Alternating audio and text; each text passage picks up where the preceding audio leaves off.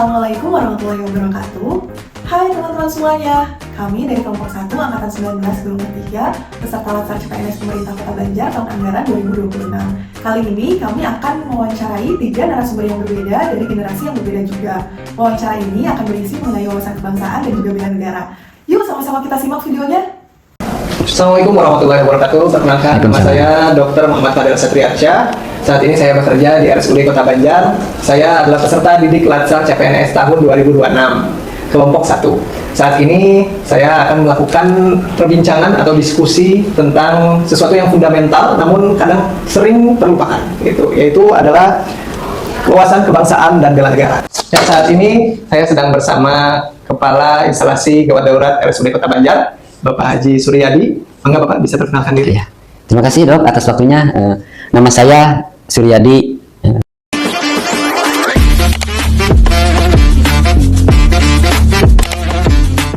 Kepala IGD RSUD Kota Banjar. Ya, terima kasih. Baik Pak Haji, kita mulai saja. Ya.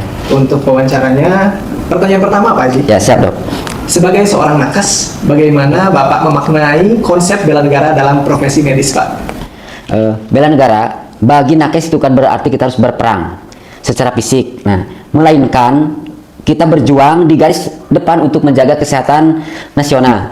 Setiap pasien atau nyawa yang kita selamatkan dan setiap upaya edukasi kesehatan yang kita berikan kepada pasien adalah sebagai bentuk nyata dari kami sebagai nakes untuk menjaga kedaulatan bangsa ini dari ancaman penyakit dan wabah. Pertanyaan selanjutnya Pak Haji, ini tentang menghadapi ancaman hoax dan pandemi. Nah, pertanyaannya, saat ini banyak ancaman berupa hoax kesehatan yang memecah belah masyarakat. Bagaimana peran nakes dalam bela negara menghadapi hal ini Pak Haji? Pada hal ini, nakes berperan sebagai agen literasi ya. Melawan hoax kesehatan dengan informasi berbasis ilmiah atau evidence based adalah cara kita melindungi masyarakat dari kebingungan dan perpecahan, khususnya di bidang kesehatan. Ini adalah bentuk pertahanan informasi di bidang kesehatan yang kami lakukan. Baik Pak Haji. Pertanyaan selanjutnya tentang rela berkorban Pak Haji. Salah satu nilai bela negara adalah rela berkorban. Bagaimana Bapak melihat nilai ini dalam tugas nakes di daerah terpencil atau pada situasi yang darurat Pak? Ya. Rela berkorban bagi kami sebagai nakes berarti menempatkan keselamatan pasien di atas kepentingan pribadi atau keluarga ya. Seperti waktu istirahat ataupun waktu berkumpul dengan keluarga, terutama bagi rekan-rekan kita yang bertugas di tempat-tempat IDT atau tempat terpencil, mereka adalah merupakan sebagai benteng kedaulatan kita dalam bidang kesehatan. Baik Pak Haji, pertanyaan terakhir Pak. Ya. Ini tentang kesadaran berbangsa dan bernegara. Di tengah maraknya pengaruh budaya luar, bagaimana seorang nakes tetap menjaga identitas bangsa dalam praktiknya Pak? Terima kasih. Dengan mengutamakan kearifan lokal dalam berkomunikasi terhadap pasien, misalnya kita menggunakan bahasa yang mudah dipahami oleh masyarakat setempat ataupun pasien dengan bahasa, kalau di Banjar di sini menggunakan bahasa Sunda dan juga ada bahasa Jawa. Nah, dengan menghormati adat istiadat setempat juga kita tidak bertentangan dengan medis. Itu merupakan bentuk menghargai keberagaman pasien, adalah wujud nyata dari kesadaran kita dalam berbangsa dan bernegara. Oke, baik, luar biasa sekali Pak. Ternyata menjadi nakes itu bukan hanya soal mengobati fisik ya Pak ya, tapi juga tentang menjaga ruh kebangsaan melalui pengabdian yang tulus. Terima kasih kepada Bapak Haji Suryadi atas inspirasinya hari ini. Terima kasih ya. Sama-sama Dok. Terima kasih ya Pak sudah memenuhi undangan saya untuk mengadakan wawancara ini. Ya, sama-sama. Sebelumnya Bapak silakan untuk memperkenalkan diri, nama, usia, dan profesi Bapak itu apa? Baik, Assalamualaikum warahmatullahi wabarakatuh. Nama saya Alfi.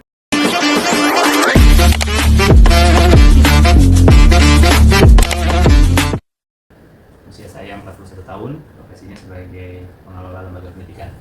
Baik Pak, pertanyaan pertama dari saya, menurut Bapak, apakah arti Bhinneka Tunggal Ika dan apakah slogan atau semboyan Bhinneka Tunggal Ika ini masih relevan saat ini, dan bagaimana kita menjaga semboyan Bhinneka Tunggal Ika ini agar tetap menjadi perisai dalam kehidupan modern demi menjaga persatuan dan kesatuan?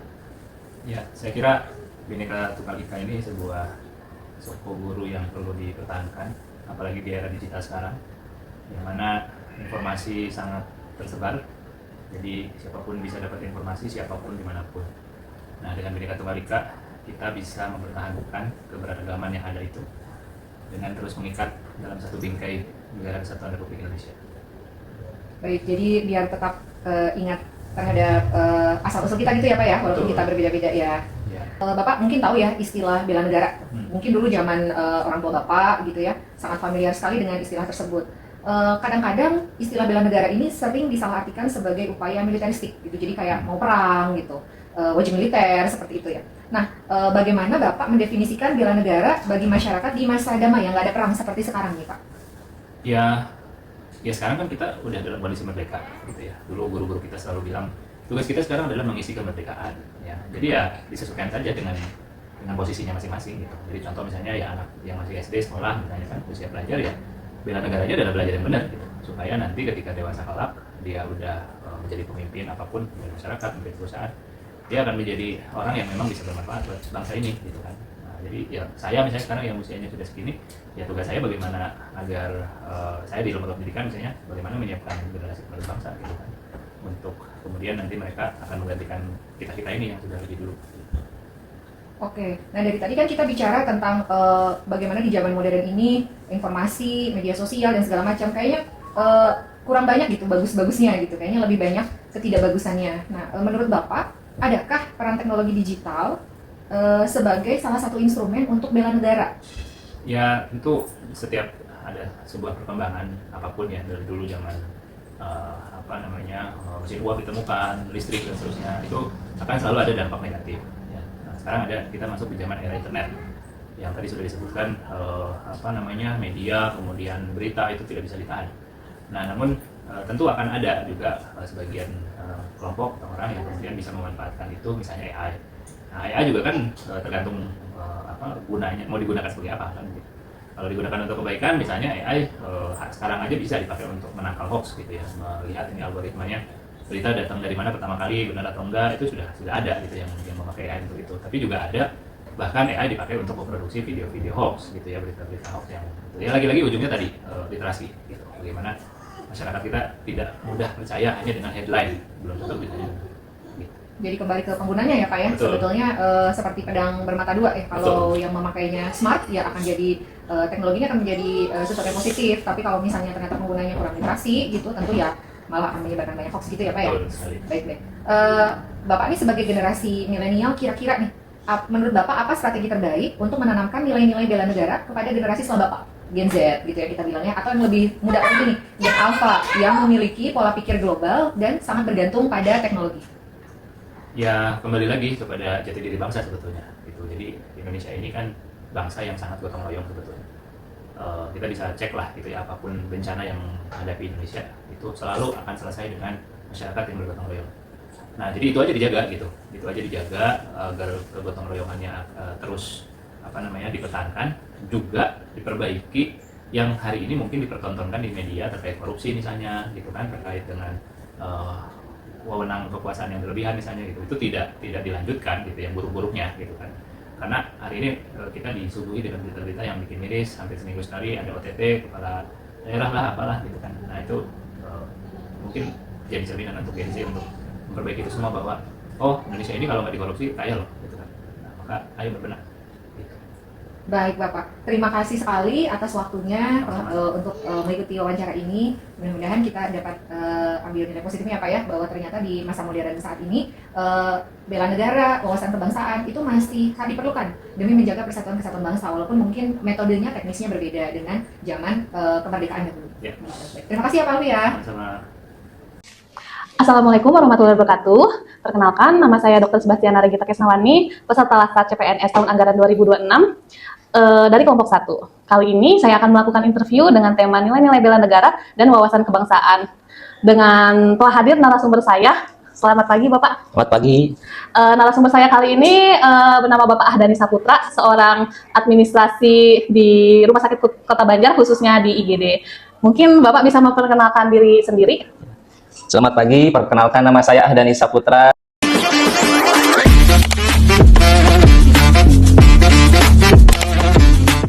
Sebagai administrasi perkantoran di RSUD Kota Banjar. Baik, terima kasih Bapak sudah meluangkan waktunya yang berharga di tengah kesibukannya hari ini. Ya, ini saya mulai saja Pak dari pertanyaan pertama. Mungkin bagaimana Bapak menerapkan nilai dari Bhinneka Tunggal Ika dalam pelayanan administrasi di rumah sakit ini? Karena kan setiap harinya yang kita tahu pasien ini dari berbagai latar belakang, Bapak. Iya. Kalau saya menerapkannya dengan memberikan pelayanan yang inklusif dan non-diskriminatif. Dalam administrasi, setiap pasien tanpa memandang suku, agama, ras, atau golongan, semuanya memiliki hak yang sama untuk mendapatkan prosedur yang cepat dan transparan. Saya tetap memastikan tutur kata saya dan sikap saya tetap profesional, serta menghormati keberagaman budaya pasien yang datang ke RSUD Kota Banjar. Baik Bapak, terima kasih. Berarti intinya kita tidak boleh membeda-bedakan pasien Betul sekali. dari manapun ya Pak ya? Iya. Ya.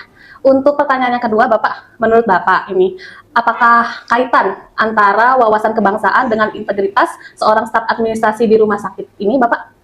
Kalau soal wawasan kebangsaan memberikan landasan bahwa kepentingan bangsa dan negara dalam hal ini, pelayanan kesehatan publik, harus di atas kepentingan pribadi atau golongan. Dengan pemahaman ini, saya akan menjaga integritas saya dengan menolak segala bentuk gratifikasi atau ruang pelicin sebagai pelicin dalam pengurusan berkas karena hal tersebut merusak tatanan keadilan sosial bagi seluruh rakyat Indonesia. Baik Bapak, terima kasih. Untuk pertanyaan ketiga Bapak, nah ini nih, jika ada mungkin kebijakan baru dari pemerintah pusat ataupun pemerintah Kota Banjar ini mengenai sistem JKN, Jaminan Kesehatan Nasional kita, yang cukup kompleks Bapak mungkin, bagaimana sikap Bapak sebagai pelaksana administrasi?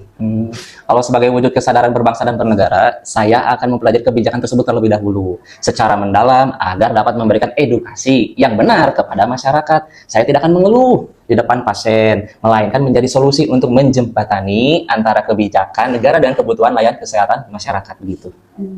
Baik Bapak, terima kasih. Kan salah satu nilai bela negara ini adalah rela berkorban ya Pak ya.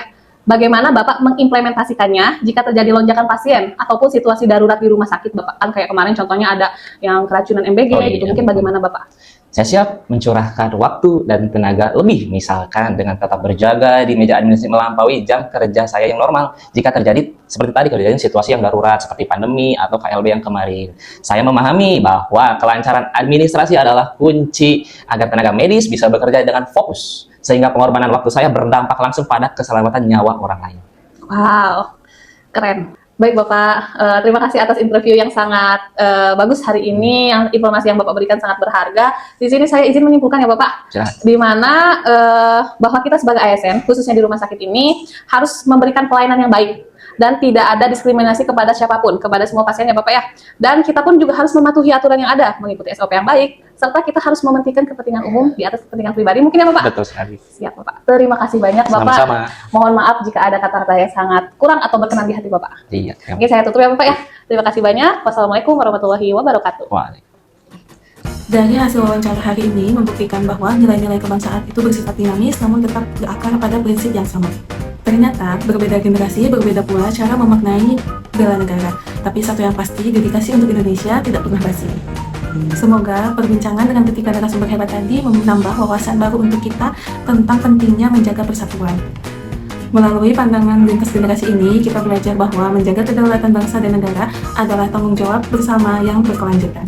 Terima kasih telah menyaksikan wawancara ini. Semoga bermanfaat bagi penguatan wawasan kebangsaan dan bela negara kita semua.